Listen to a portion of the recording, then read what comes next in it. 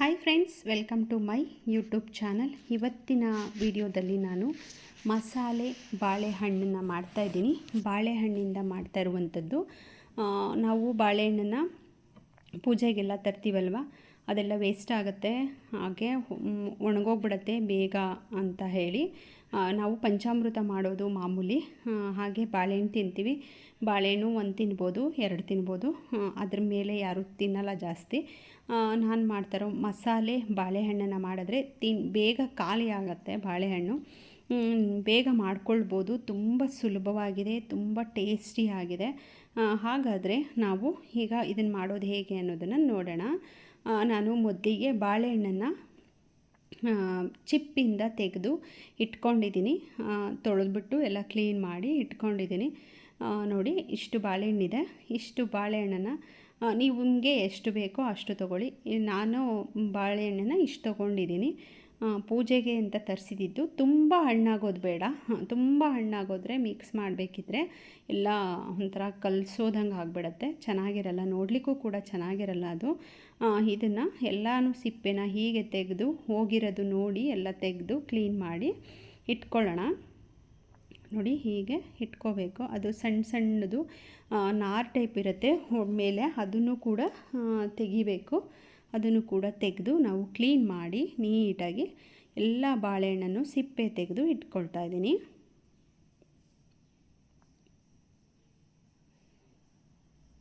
ನಿಮಗೆ ಎಷ್ಟು ಬೇಕೋ ಬಾಳೆಹಣ್ಣು ಅಷ್ಟೂ ತೊಗೋಬೋದು. ಇದಕ್ಕೇನು ಇಷ್ಟೇ ತೊಗೋಬೇಕು ಅಷ್ಟೇ ತೊಗೋಬೇಕು ಅಂತ ಅನ್ನೋದು ಏನೂ ಇರಲ್ಲ. ನಾನು ಬಾಳೆಹಣ್ಣಿನಲ್ಲಿ ತುದಿ ಮತ್ತು ಹಿಂದೆ ಎಲ್ಲ ಫುಲ್ಲು ತೆಗೆದು ಇಟ್ಕೊಂಡಿದ್ದೀನಿ. ಒಂದು ಬಾಳೆಹಣ್ಣನ್ನು 4 ಪೀಸಾಗಿ ನಾನು ಮಾಡ್ಕೊಳ್ತಾ ಇದ್ದೀನಿ.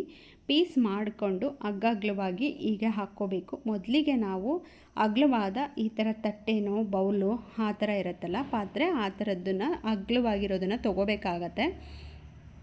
ನೋಡಿ, ಈ ಥರ ತಗೊಂಡು ಸ್ವಲ್ಪ ಅಂಟುತ್ತೆ ಬಾಳೆಹಣ್ಣು, ಪರವಾಗಿಲ್ಲ, ಅದನ್ನು ಹಿಂಗೆ ಕಟ್ ಮಾಡಿ ಈ ರೀತಿಯಾಗಿ ಸ್ವಲ್ಪ ದೂರ ಹಾಕಬೇಕಿದ್ರೇ ಕಟ್ ಮಾಡಿದ ತಕ್ಷಣವೇ ಓಪನ್ ಮಾಡಿ ಹಿಂಗೆ ಬಿಡಿಯಾಗಿ ಹಾಕ್ಕೊಂಡು ಬಿಟ್ಟರೆ ಅದೇನು ಅನಿಸಲ್ಲ. ನೋಡಿ, ಈ ಥರ ಹಾಕ್ಕೋಬೇಕು. ತುಂಬ ಚೆನ್ನಾಗಿರುತ್ತೆ.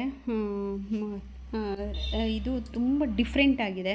ನನಗಂತೂ ತುಂಬ ಇಷ್ಟ. ಬಾಳೆಹಣ್ಣು ತಂತು ಪೂಜೆ ಮಾಡ್ತು ಅಂದರೆ ಗುರುವಾರ ರೆಗ್ಯುಲರಾಗಿ ತರ್ತಾ ಇರ್ತೀನಿ. ಶುಕ್ರವಾರ ನಾನು ಕಂಪಲ್ಸರಿ ಮಾಡ್ತೀನಿ ಇವಾಗ ಇದನ್ನು. ಬಾಳೆಹಣ್ಣು ಯಾಕೆ ಅಂದರೆ ಎಲ್ಲ ಒಟ್ಟಿಗೆ ಜಾಸ್ತಿ ಒಂದು ಚಿಪ್ಪು ಫುಲ್ಲು ಖಾಲಿ ಮಾಡೋಕ್ಕಾಗಲ್ಲ, ಹೋಗುತ್ತೆ ಅಲ್ವಾ. ಹಾಗಾಗಿ ಹಬ್ಬಗಳಲ್ಲೆಲ್ಲ ಜಾಸ್ತಿ ಮಿಕ್ಕೊಂಬಿಟ್ಟಿರುತ್ತೆ. ವರಮಹಾಲಕ್ಷ್ಮಿ ಹಬ್ಬದಲ್ಲೂ ಕೂಡ ಕುಂಕುಮಕ್ಕೆ ಹೋದಾಗ, ಕುಂಕುಮಕ್ಕೆ ಕೊಟ್ಟಾಗ ಅವೆಲ್ಲ ಉಳ್ಕೊಂಡಿರುತ್ತೆ. ಎಲ್ಲ ಬಾಳೆಹಣ್ಣನ್ನು ತೊಳೆದು ನೀಟಾಗಿ ಈ ರೀತಿಯಾಗಿ ಮಾಡಿ ನೋಡಿ ನೀವು. ಈ ರೀತಿಯಾಗಿ ಅಂದರೆ ಇದನ್ನು ನಾವು ಸಣ್ಣದಾಗಿ ನಮಗೆ ಹೇಗೆ ಬೇಕೋ ಹಾಗೆ ಕಟ್ ಮಾಡ್ಕೋಬೋದು. ಹೀಗೆ ಉದ್ದಕ್ಕೆ ಕಟ್ ಮಾಡಬೇಕು ಅನ್ನೋದು ಏನೂ ಇಲ್ಲ. ರೌಂಡಕ್ಕೂ ಮಾಡ್ಕೋಬೋದು. ನಾನು ಉದ್ದಕ್ಕೆ ಮಾಡ್ತಾಯಿದ್ದೀನಿ. ಅದನ್ನು ಬೇಕಾದರೂ ಮಧ್ಯಕ್ಕೆ ಒಂದು ಬಾಳೆಹಣ್ಣ 4 ಪೀಸಾಗಿ ಮಾಡ್ಕೊಂಡಿದ್ದೀನಿ. 8 ಪೀಸು ಬೇಕಾದರೆ ಮಾಡ್ಕೊಳ್ಬೋದು. ನನಗೆ ಈ ರೀತಿ ಮಾಡೋದು ಇಷ್ಟ, ಅದಕ್ಕೆ ನಾನು ಯಾವಾಗಲೂ ಇದೇ ಥರ ಮಾಡೋದು. ಎಲ್ಲ ಕಟ್ ಮಾಡಿ ರೆಡಿ ಮಾಡಿ ಇಟ್ಕೊಂಡಿದ್ದೀನಿ. ಇದಕ್ಕೆ ಒಂದು ಒಗ್ಗರಣೆ ಮಾಡೋಣ. ತುಂಬ ಚೆನ್ನಾಗಿರುತ್ತೆ. ಇವಾಗ ನಾನು ಬಾಣಲಿ ಇಟ್ಕೊಂಡಿದ್ದೀನಿ ಸ್ಟವ್ ಮೇಲೆ. ಅದಕ್ಕೆ ನಾನು ಕಟ್ ಮಾಡಿಕೊಂಡಿರುವಂಥ ಬಾಳೆಹಣ್ಣಿನ ಅಳತೆಗೆ 2.5 ಸ್ಪೂನು ಎಣ್ಣೆ ಸಾಕು. ತಿಂಡಿ ತಿನ್ನೋ ಸ್ಪೂನಲ್ಲಿ ಎಣ್ಣೆ ಸಾಕು. ಅದನ್ನು ಹಾಕ್ಕೊಳ್ತಾ ಇದ್ದೀನಿ. ಅದು ಎಣ್ಣೆ ಕಾದಿದೆ. ಇದಕ್ಕೆ ನಾನು ಮೊದಲಿಗೆ ಸಾಸಿವೆ ಹಾಕ್ತಾಯಿದ್ದೀನಿ. ಸಾಸಿವೆ ಸಿಡಿದ ನಂತರ ನಾನು ಕೆಂಪು ಮೆಣಸಿನ್ಕಾಯಿ ಮತ್ತು ಕರಿಬೇವು ಎರಡೂ ಹಾಕ್ತಾಯಿದ್ದೀನಿ. ನಿಮಗೆ ಬೇಕು ಅಂದರೆ ಹಿಂಗು ಹಾಕ್ಕೊಳ್ಬೋದು. ನಿಮ್ಮ ಟೇಸ್ಟು ಬೇಕು ಅಂದರೆ ಹಾಕ್ಕೊಳ್ಬೋದು. ಒಬ್ಬೊಬ್ರಿಗೆ ಅದು ಹಿಂಗದು ಫ್ಲೇವರ್ ಇಷ್ಟ ಇರಲ್ಲ, ಹಾಗಾಗಿ ನಾನು ಹಾಕ್ಕೊಂಡಿಲ್ಲ. ಇದನ್ನು ಆಫ್ ಮಾಡ್ಕೊಂಡಿದ್ದ ನಂತರ ನಾನು ಅರ್ಶಿನದ ಪುಡಿ ಹಾಕ್ಕೊಳ್ತಾ ಇದ್ದೀನಿ. ಸ್ಟವ್ ಆನ್ ಇದ್ದಾಗಲೇ ಹಾಕಿದ್ರೆ ಅರ್ಶಿನದ ಪುಡಿ ಎಲ್ಲ ಕಪ್ಪಗಾಗುತ್ತೆ. ಹಾಗಾಗಿ ನಾನು ಸ್ಟವ್ನ ಆಫ್ ಮಾಡಿ ಅರ್ಶಿನದ ಪುಡಿನ ಹಾಕ್ಕೊಳ್ತಾ ಇದ್ದೀನಿ. ಎಷ್ಟು ಗಮ್ಮಂತಿದೆ ಗೊತ್ತಾ, ಸಿಕ್ಕಾಬಟ್ಟೆ ಗಮ್ಮಂತ ಇದೆ. ಈಗ ನಾವು ಅಗ್ಲವಾಗಿ ಹಾಕ್ಕೊಂಡಿರುವಂಥ ಬಾಳೆಹಣ್ಣಿನ ತಟ್ಟೆಗೆ ಇದನ್ನು ನಾವು ಹಾಕ್ತಾಯಿದ್ದೀನಿ. ನೋಡಿ, ಈ ಥರ ಫುಲ್ಲು ಹಾಕ್ಕೋಬೇಕು. ಇದು ಹಾಕ್ಕೊಂಡಿದ್ದ ನಂತರ ಎಲ್ಲ ಬಾಳೆಹಣ್ಣುಗೂ ಒಗ್ಗರಣೆದು ಹಿಡ್ಕೋಬೇಕಲ್ವ. ಹಾಗಾಗಿ ಇದನ್ನು ಒಗ್ಗರಣೆ ಹಾಕಿದ್ಮೇಲೆ ಫಸ್ಟು ನೀಟಾಗಿ ಒಂದು ಸಾರಿ ಎಲ್ಲನೂ ಕ್ಲೀನಾಗಿ ಫುಲ್ಲು ಮಿಕ್ಸ್ ಮಾಡ್ಕೊಂಬಿಡಬೇಕು. ಈ ರೀತಿ ಫುಲ್ಲು ಮಿಕ್ಸ್ ಮಾಡಿಕೊಂಡ್ರೆ ಅದು ಎಲ್ಲ ಒಗ್ಗರಣೆ ಎಲ್ಲ ಬಾಳೆಹಣ್ಣಿಗೂ ಹಿಡ್ಕೊಂಡಿರುತ್ತೆ. ಇದಾದ ನಂತರ ಇದಕ್ಕೆ ನಾನು ರುಚಿಗೆ ತಕ್ಕಷ್ಟು ಉಪ್ಪನ್ನು ಹಾಕ್ಕೊಳ್ತಾ ಇದ್ದೀನಿ. ನೀವು ನೋಡಿಕೊಂಡು ಹಾಕ್ಕೊಳ್ಳಿ. ಎಷ್ಟು ಬಾಳೆಹಣ್ಣಿನ ಮೇಲೆ ಮಾಡಿರ್ತೀರೋ ಅದ್ರ ಮೇಲೆ ಡಿಪೆಂಡ್ ಆಗುತ್ತೆ. ನೋಡಿ ಇಷ್ಟನ್ನ ನಾನು ಉಪ್ಪು ಹಾಕ್ಕೊಳ್ತಾ ಇದ್ದೀನಿ. ಇದಕ್ಕೆ ಉಪ್ಪು ಹಾಕ್ಕೊಂಡಿದ್ದ ನಂತರ ನಾನು ಅಚ್ಚ ಖಾರದ ಪುಡಿಯನ್ನು ಹಾಕ್ತಾಯಿದ್ದೀನಿ. ನಾನು 1.5 ಸ್ಪೂನ್ ಹಾಕಿದ್ದೀನಿ. ಖಾರ ನೋಡಿಕೊಂಡು ಒಂದೊಂದು ಅಚ್ಚ ಖಾರದ ಪುಡಿ ಖಾರ ಇರುತ್ತೆ, ನೋಡ್ಕೊಂಡು ಹಾಕ್ಕೊಳ್ಳಿ. ಬಾಳೆಹಣ್ಣು ಸ್ವಲ್ಪ ಸ್ವೀಟ್ ಇರುತ್ತಲ್ಲ, ಹಾಗಾಗಿ ಸ್ವಲ್ಪ ಖಾರ ಬೇಕು ಅನಿಸುತ್ತೆ. ಅದಾದ ನಂತರ ನಾನು ಕಾಯಿ ತುರಿ ಹಾಕ್ಕೊಳ್ತಾ ಇದ್ದೀನಿ.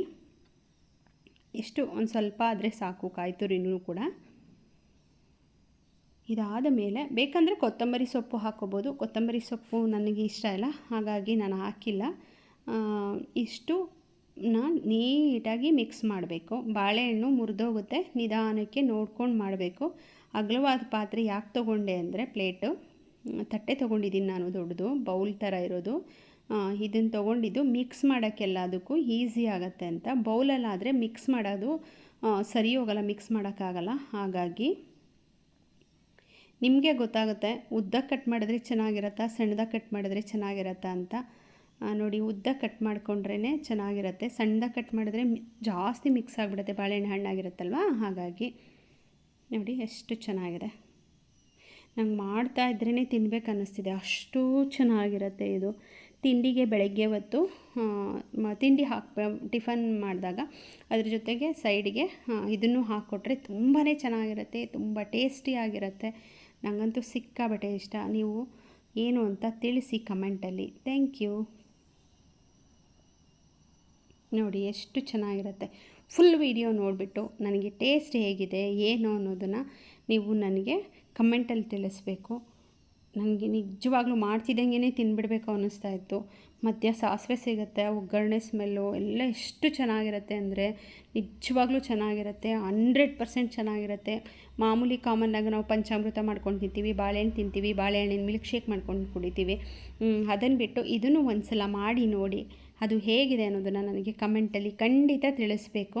ನೋಡಿ ಎಷ್ಟು ಚೆನ್ನಾಗಿದೆ, ನನಗಂತೂ ಸೂಪರಾಗಿದೆ ಅನಿಸ್ತು. ತುಂಬ ಇಷ್ಟ ಆಯಿತು. ಎಲ್ಲರೂ ಕೇಳ್ತಾಯಿದ್ರು, ಹಾಗಾಗಿ ನಾನು ವಿಡಿಯೋ ಹಾಕಿದ್ದೀನಿ. ನಮ್ಮ ಸಿಸ್ಟರ್ಸ್ ಎಲ್ಲ ಕೇಳ್ತಾಯಿದ್ರು, ಹಾಕಿಲ್ಲ ವಿಡಿಯೋ, ನಾನು ನೋಡ್ಕೊಂಡು ಮಾಡ್ತೀನಿ ಹಾಕು ಅಂತ.